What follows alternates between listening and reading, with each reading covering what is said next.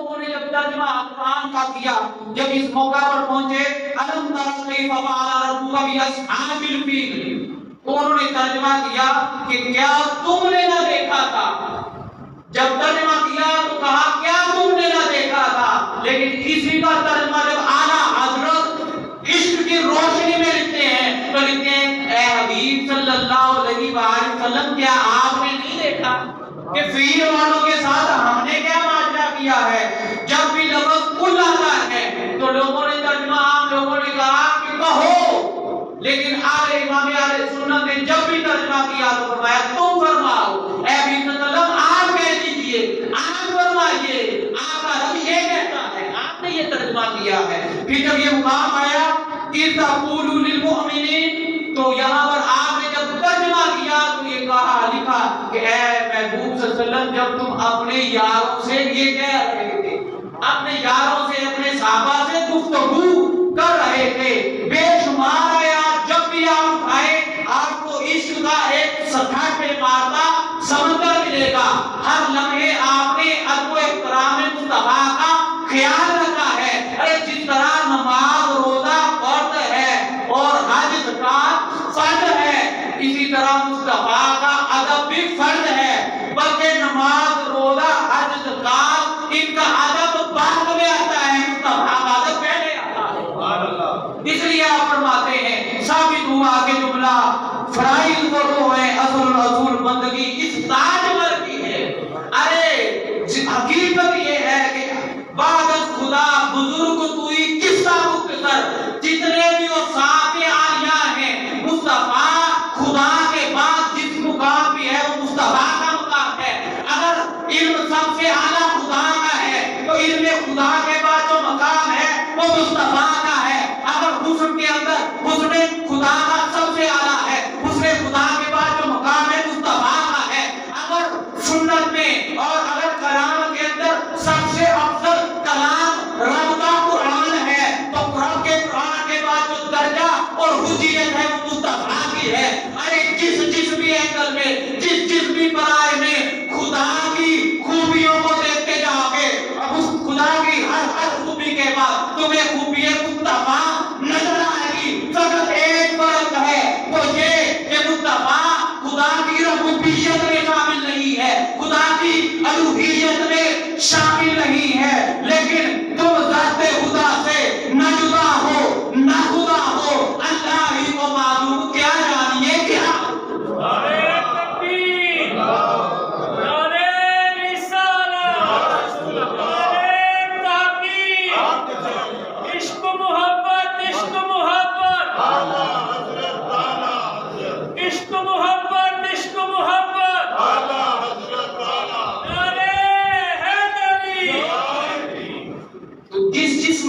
کے بعد آپ رب کی ذات کے بعد جس ذات پر نظر ڈالیں گے مصطفیٰ کی ذات نظر آئے گی. آؤ چند دو مثالیں میں اور دیتا ہوں قرآن مجید کے کہ آپ نے جو ہمارے اوپر کہا کہ آپ نے جو یہ کہا کہ ادب والا بڑا ترجمہ ہے، میں نے کہا ذرا ثابت بھی کر دیں کہ ادب کتنا ہے.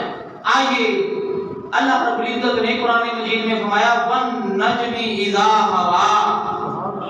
اس آیت کا ترجمہ کرتے ہوئے عام لوگوں نے لکھا النجم سے مراد کسی نے کہا سریا ہے، کسی نے کہا ستارہ ہے، کسی نے کہا نجم ہے، کسی نے کہا قرآن ہے. ہر ایک شخص نے اپنے علم اور اپنی عقل بصارت کے مطابق اس آیت کا ترجمہ کیا. لیکن جب اعلیٰ حضرت ترجمہ کرتے ہیں تو پھر اپنی عقل پہ نہیں، اپنے علوم کی بنیاد پر ترجمہ نہیں کرتے. آپ کے دائیں ہاتھ میں شریعت ہے تو بائیں ہاتھ میں طریقت ہے، لیکن دل کے اندر ٹھاٹے مارتا محبت مصطفیٰ کا ایک سمندر بھی ہے. جب بھی ترجمہ کرتے ہیں مصطفیٰ کے عشق میں غرق ہو کر قلم اٹھاتے ہیں پھر ترجمہ کرتے ہیں. آپ نے جب ترجمہ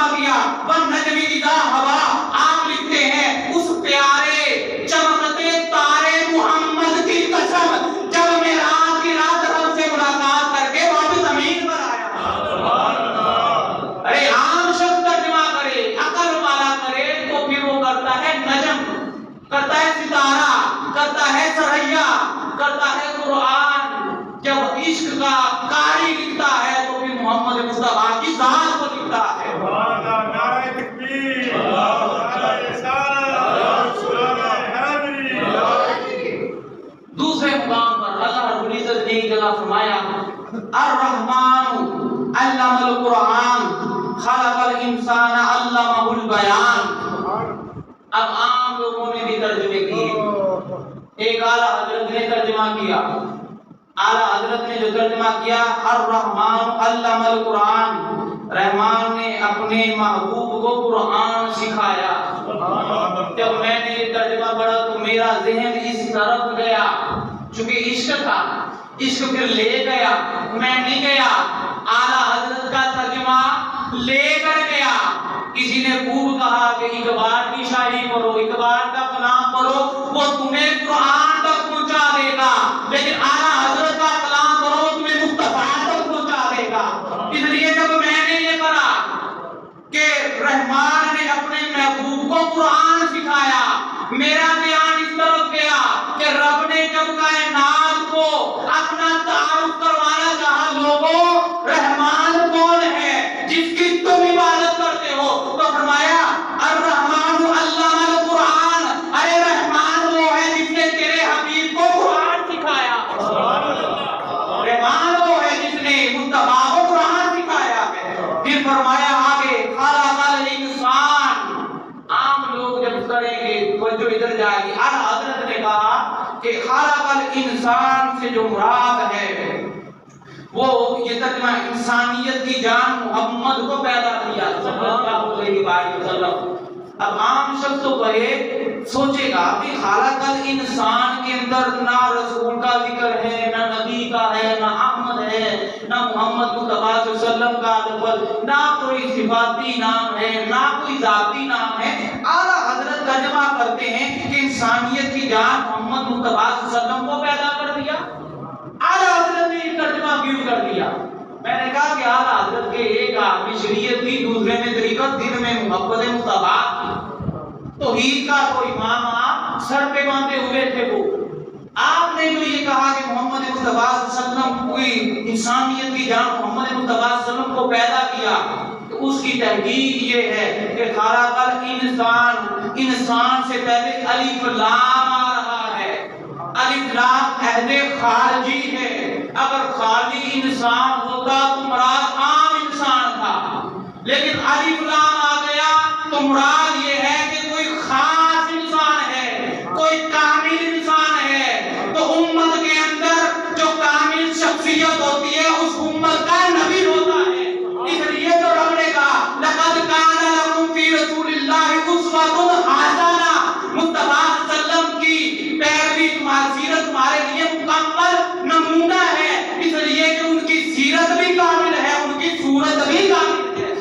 اس لیے اعلیٰ حضرت نے جب ترجمہ کیا خلق الانسان، الف لام جب آ گیا تو پھر عام انسان کی تخلیق کی طرف اشارہ نہیں کیا، بلکہ جو ہے وجہ کائنات، جس کی وجہ سے، جس کے سبب سے رب نے کائنات کو پیدا کیا، اس ذات محمد مصطفیٰ کا ذکر کیا۔ فرمایا خلق الانسان، انسانیت کی جان محمد مصطفیٰ کی کو پیدا کیا، اور پھر آگے فرمایا علمہ البیان، اور فرمایا اعلیٰ حضرت نے ترجمہ کیا کہ جب انسانیت کی جان محمد مصطفیٰ صلی اللہ علیہ وسلم کو پیدا کر دیا تو ما کان و ما یکون کا علم عطا فرما دیا۔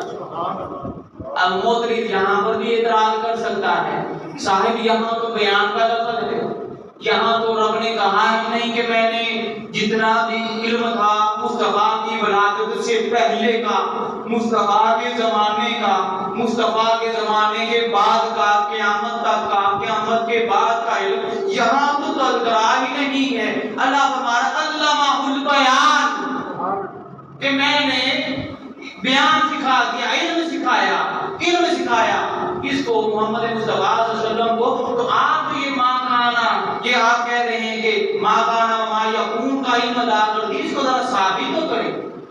جب عاشق پڑھتا ہے تو پھر ایک ایک حرف کے اوپر اس کی نگاہ جاتی ہے۔ فرمایا یہ جو بیان آ رہا ہے نا، بیان، اس کے شروع میں الف لام ہے۔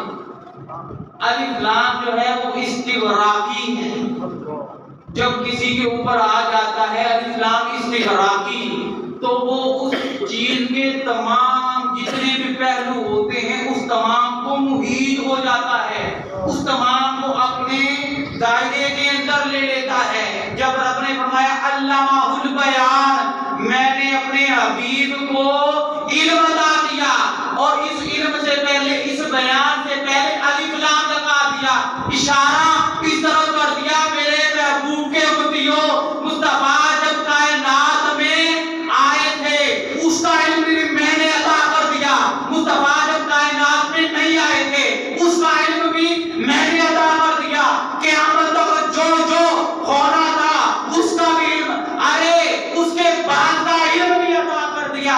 اس لیے تو صحابہ فرماتے ہیں مصطفیٰ ممبر پر چڑھ گئے، ممبر پر چڑھ کے فرمایا لوگوں پوچھو، جس نے جو پوچھنا ہے، جو ہو چکا اس کا بھی پوچھو، جو ہو رہا ہے اس کا بھی پوچھو، جو قیامت میں ہوگا اس کا بھی پوچھو، یہاں تک کہ مصطفیٰ صلی اللہ علیہ وسلم غیب کی خبریں بتانے لگے، یہاں تک کہ جنتی جنت میں چلے گئے، جہنمی جہنم میں چلے گئے۔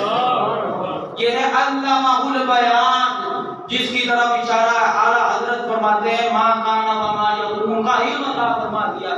بتاؤ بھائی جنت آئی، محشر لگا ہے، قیامت برپا ہوئی، نہیں ہوا کچھ، مصطفیٰ پہلے بتا دی کہ فلاں جنت میں جائے گا، فلاں جہنم میں جائے گا۔ کیا غزوہ بدر پہ نام نشان لگا کے نہیں بتایا یہاں عقبہ مرے گا، یہاں شیبہ مرے گا، یہاں فلاں مرے گا، یہاں فلاں مرے گا؟ کیا وہ جہنم میں نہیں گئے؟ کیا مصطفیٰ نے نہیں کہا ابو بکر صدیق فی الجنہ، عمر فی الجنہ، عثمان فی الجنہ، علی فی الجنہ؟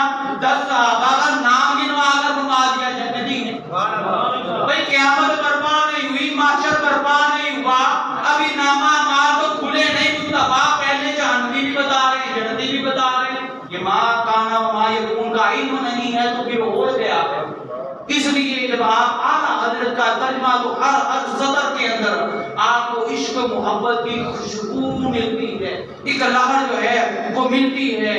اگر عربی کا یہ معقولہ چیز ہے کہ برتن میں جو کچھ ہو وہی باہر آتا ہے، برتن میں جو کچھ ہو وہی باہر آتا ہے، عربی کا مقولہ اگر یہ درست ہے درستی، معترضین اگر مان لیں کہ درستی ہے تو پھر آپ اس بات پر پہنچیں گے کہ اعلیٰ حضرت کے کلام کو پڑھیں تو اعلیٰ حضرت کا کلام مصطفیٰ صلی اللہ علیہ وسلم کے عشق کا آئینہ ہے، اور ایسا آئینہ ہے کہ آپ کے عشق نے کبھی کسی دنیا کے کتے کی تعریف ہی نہیں کی۔